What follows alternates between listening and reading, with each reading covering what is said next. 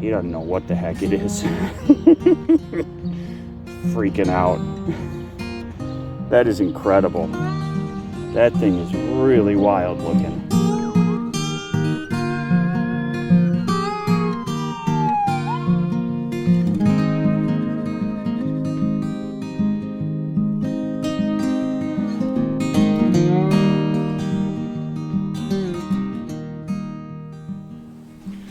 Hi everyone. If you remember back when I first built my rig, I made a lot of mistakes. I really did. In hindsight, I'm a lot smarter looking back on stuff I did than when I'm actually in the middle of doing it. You know how that is. Hindsight 2020, well, brains are, hindsight is brains. That didn't make sense. Hi everyone.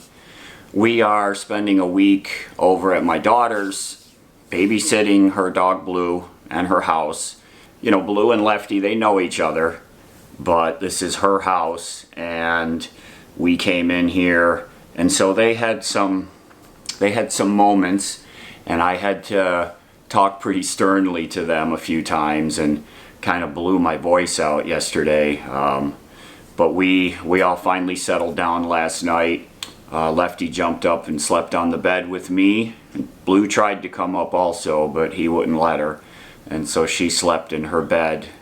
Anyways, that's why the different backdrop here. So we're going to be spending the next week over here. And went to the dog park this morning and let them run for a long time. And they came back here and I gave them both their breakfast and they crashed, and they're still pretty quiet right now, so I'm going to take advantage of the quiet and try to get some thoughts onto the camera here. Something I've been thinking about over the last couple of months, and I want to talk about it with you guys. Because our visit here was lengthened, and if you watch the live stream, you know why our visit here has turned out to be longer than I originally planned. I've just been taking advantage of it and doing some extra work, some extra projects on the truck, things that have been on my list, some of them dating back to when I first built the truck. Some of these things were not done due to time constraints when I first built my rig. Some of them I was not really looking forward to doing the jobs themselves. And I'm going to talk about what I did and what I didn't do, and the mistakes I made when I built it. And I hope that, you know, some of this will help some of you out there in doing your planning and deciding what you should or shouldn't do when you're first building your rig. If you're having a hard time finding your rig to purchase, and I know from all the emails and messages I get, I know some of you are having a hard time finding a good rig for a good price. But I also have been told by many folks that they did find their rig. And some of them was after, you know, a few months of searching. And I encourage people to keep looking. The right one will come along. And when I get messages and emails from you guys that says you found it, you bought it, I've gotten several just in the last few days. People bought their rigs, they're driving them home. My friend Randy, hey Randy, I'm so glad you were able to find your rig, even though it was a Dodge, but I'll forgive you for that. But people are finding their rigs. I've said this before, if your circumstances allow, give yourself the time and the right rig will come along. And please don't resort to what this woman did.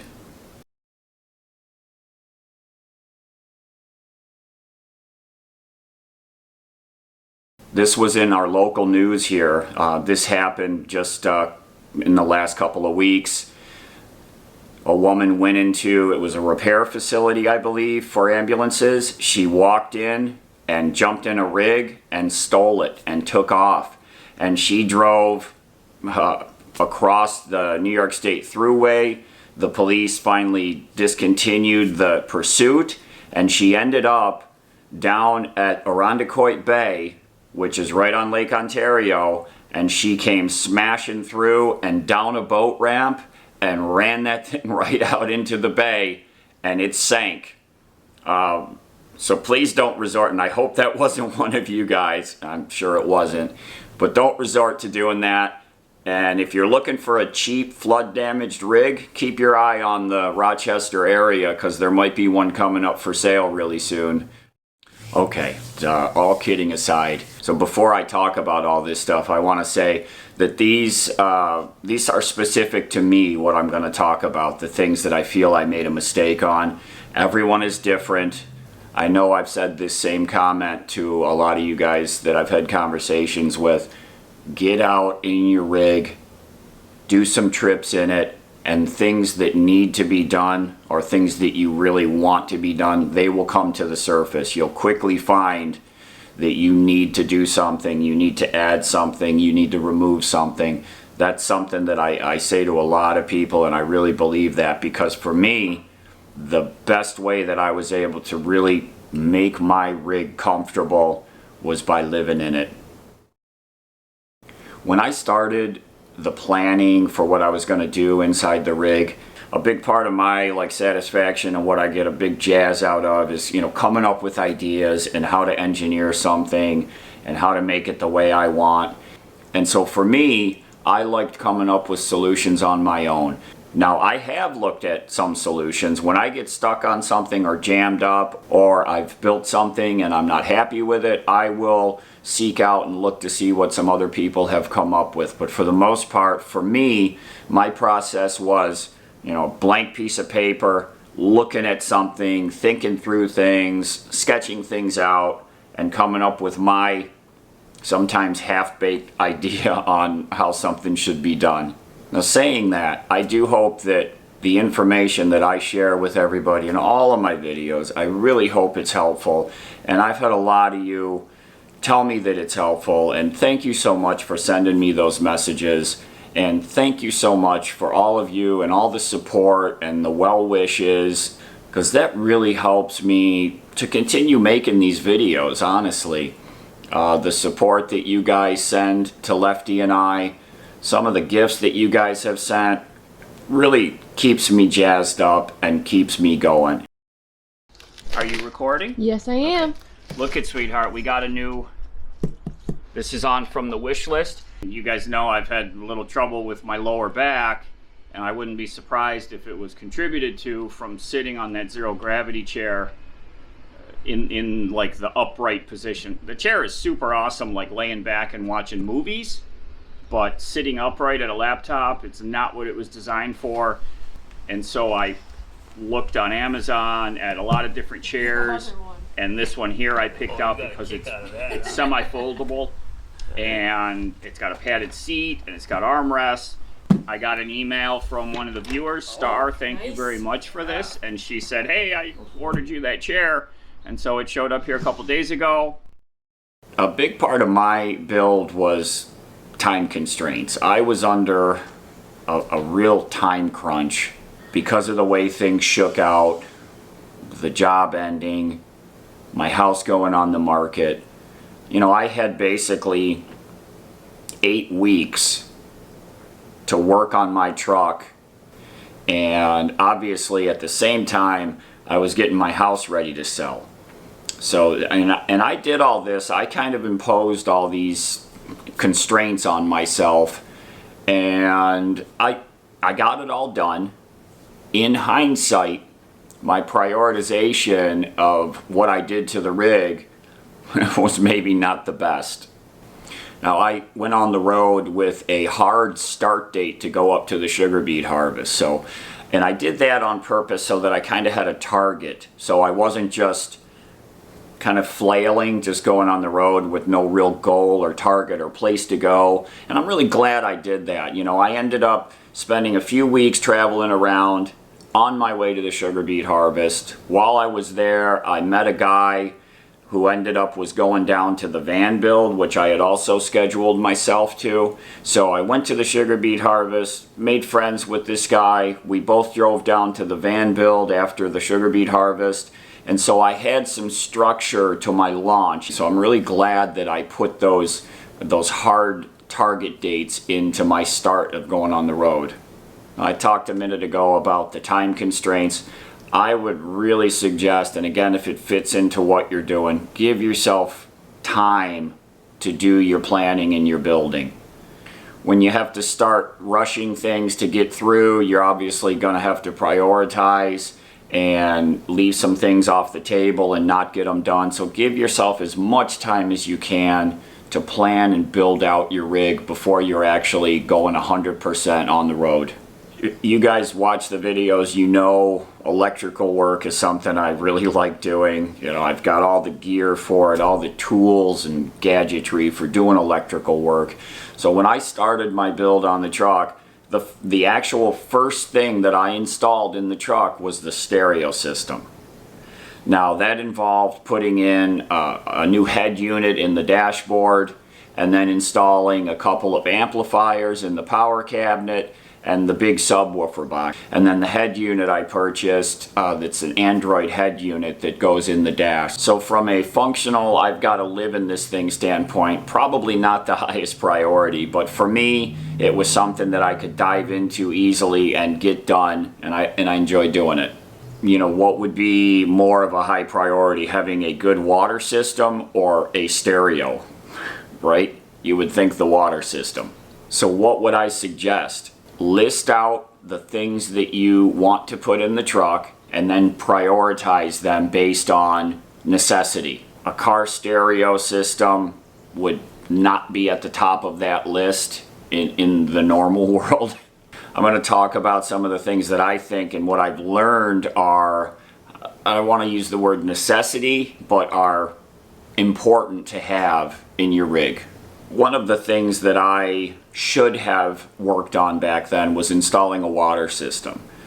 And what I mean is a large water tank with some type of pump to get interior water. I went on the road with water jugs. A lot of people travel and use water jugs primarily. I went for quite a while using just the water jugs, and it was okay. I always had a water jug with a spigot inside, and I always had a water jug on the back bumper or the bike carrier with a spigot for doing outside activities with the water. It worked. I got up to where I was carrying 2 5 gallons, 1 6 gallon I think it is, and a 4.5 gallon.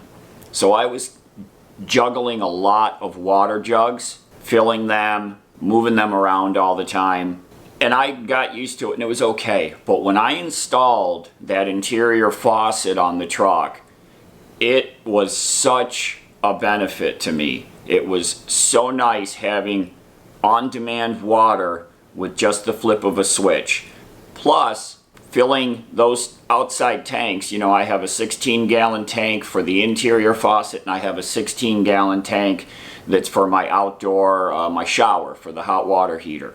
So I have 32 gallons of water just by filling those 2 tanks, and I can transfer water from one to the other if need be. But I still also carry a 5-gallon jug with a spigot that I keep out on the back of the truck. It comes in really handy for washing my hands, or just, it's really handy to have that outside water. I'm getting ready to add a sink right now. That's one of the projects I'm working on. The next thing that I'm going to talk about is having a heater. I went on the road with no heater. My vision was that I would never be where it was going to be cold. Well, even the best planning, you're going to run into some nights when it's going to get cold, maybe for a week or in a row. Even if you're moving with the weather, you're not always going to be able to outrun cold nights. When we were up at the sugar beet harvest, I had no heater when we got up there. It quickly became evident that I needed a heater for the truck. So I ran into the little town there and bought a ceramic heater, just an electric one, because we had shore power there, so I was plugged in. So I was able to run this little ceramic heater, and man, without that thing, we would have been in real trouble up there. The diesel air heater solution, I think, bang for the buck, is the best thing that you can put in the truck. You're not worrying about flame with the propane solutions. You're not worrying about carbon monoxide. The diesel heater installed correctly, feeding off the main tank, is a no-brainer. Now that I have mine tuned in, I'm gonna say, the installation is rock solid. It's always just a hit of that switch. So I would wake up in the middle of the night over this past winter, chilly, and just reach up and hit that switch.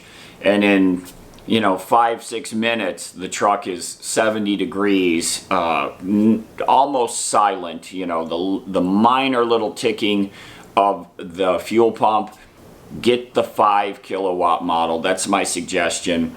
I had nights over this past winter where it was cold enough that heater was cycling up and down during the night. So that tells me that it was sized good for my truck, because it wasn't able to just idle all night. It would have to ramp itself up and down to keep us at the set temperature. And I set it at like 72 degrees, something like that. It's in Celsius, so I don't know exactly, but like 22 Celsius. I'll put what that is in Fahrenheit right here.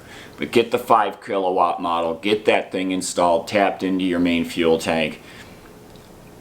I should have done that. I just wasn't thinking straight. I didn't have enough experience to know that I was going to have cold nights. And I mean, I had frigid nights. The next thing where I made probably my biggest mistake was just not preparing to cook meals. You guys know I've talked about this a lot. I went on the road with a Coleman, the green 2-burner propane stove, a frying pan, a saucepan, a handful of utensils, and 2 cases of MREs.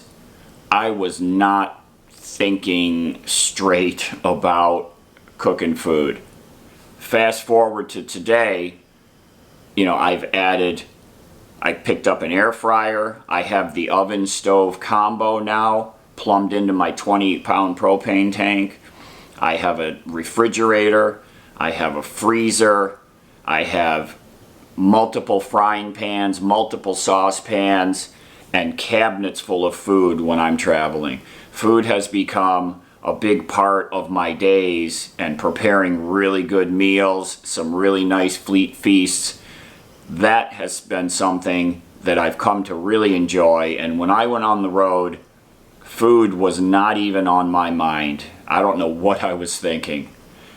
And I think a big part of that was and I've talked about this, my life was always in a rush. I was always in a rush. So spending time shopping, planning out meals, shopping for meals, taking the time to cook nice meals, I didn't do that because it took too much time, and I was just Mr. Spastic and always rush, rush, rush.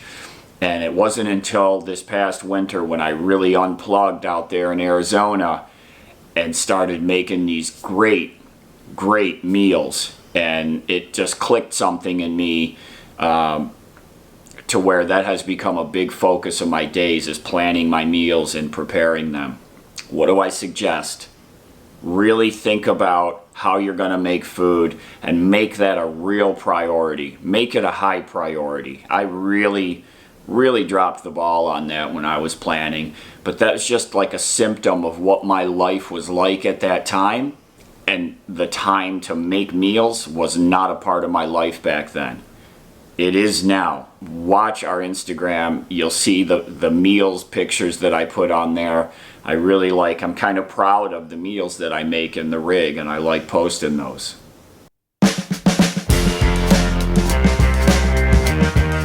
Today we're going to do a quick fleet find, continuing with our finds of bicycle related gear. I found this light. I can see where the mount has cracked and broken, but that can be removed, and the thumb screw item is still here. It's just a single red light. It's got multiple LEDs in there. Going to hold on to this and hand it off to another biker when we come across one. You should see there's 500 toys over here. Here we go with the Elvis glasses. These are, I think, remember the other ones were Elton Johnny? I think these are pretty Elvis-y. They have a real tint to the lenses. These are just some cheap dime store glasses. I'm going to see if my daughter wants them. or maybe one of her friends, but they're not scratched. They were found actually over by the dog park. We found these. Really nice. And then this one here, we actually just found this morning. This is for a fishing pole. This is a reel. I'm not a fisherman, so if any of you guys can tell me if this thing is any good. It says Shakespeare CSP30. So Charlie, Sam, Peter 30. And it seems to work. It was all packed in mud and I had to clean it all off. I don't see anything at all that's cracked or broken. But I would really like to hand this off to somebody that does some fishing. So this is our little mini version of Fleet Finds. 3 really nice things here.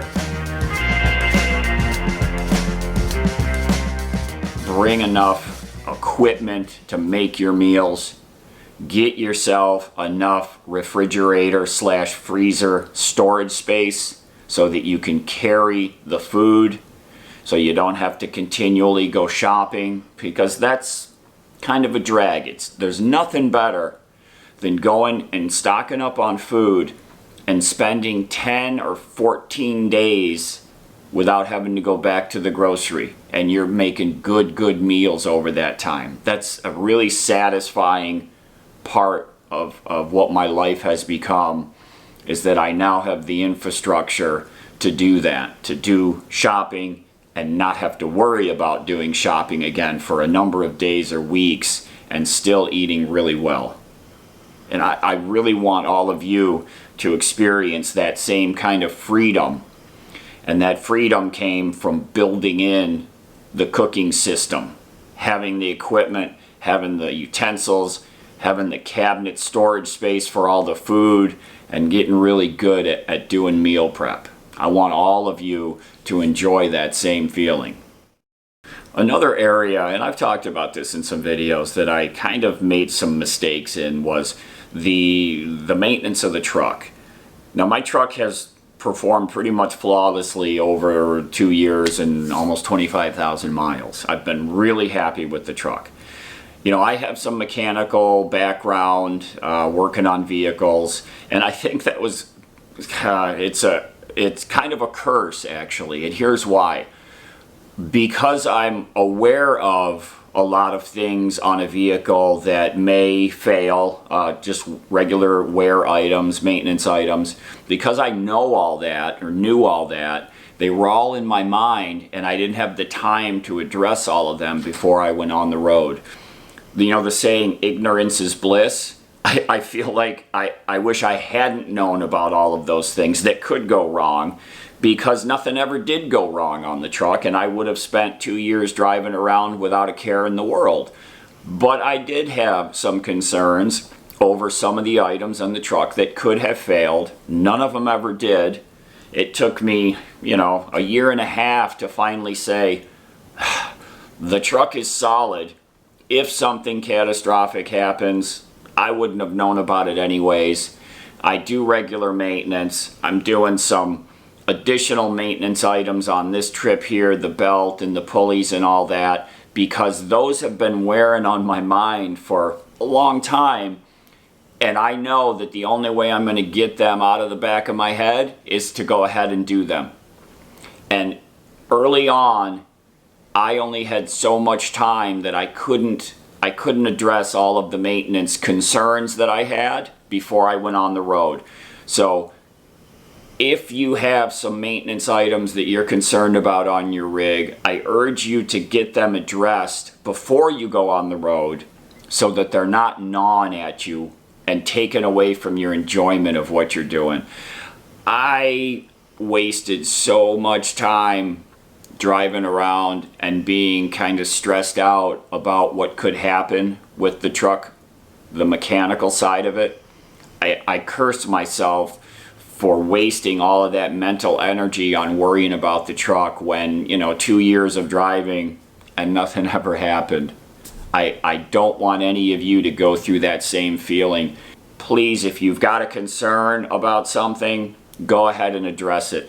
One of the things that can happen, and don't let this happen to you, If you've ever been on an internet forum, so say you go to research something about your truck on fordtrucks.com or one of the truck forums, and you'll find some people on there that are very knowledgeable about things and have really strong opinions that you've got to do this. If you have a 7.3, you've got to do this, or this is going to happen. Don't go down that rabbit hole. Don't get sucked in, because you'll end up replacing every single thing and doing every single modification to your engine or rig before you go on the road. So don't get sucked down that rabbit hole. Regular maintenance items. If you can have the truck, if you're not adept at it, have the truck looked over by a mechanic. Get their suggestions on things that look worn that could be replaced, and take care of those things if at all possible before going on the road. Because I don't want your enjoyment to be affected by worrying about mechanical issues. Because it happened to me, and I don't want it to happen to anyone else.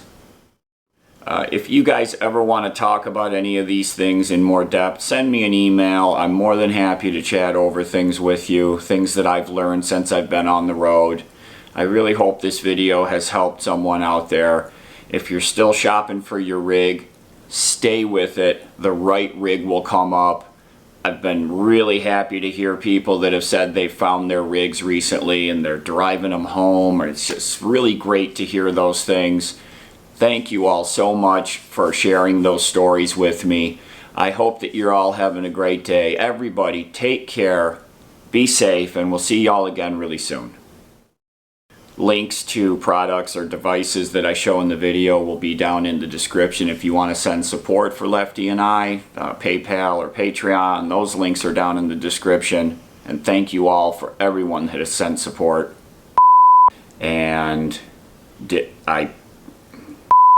I know I've some of the wish list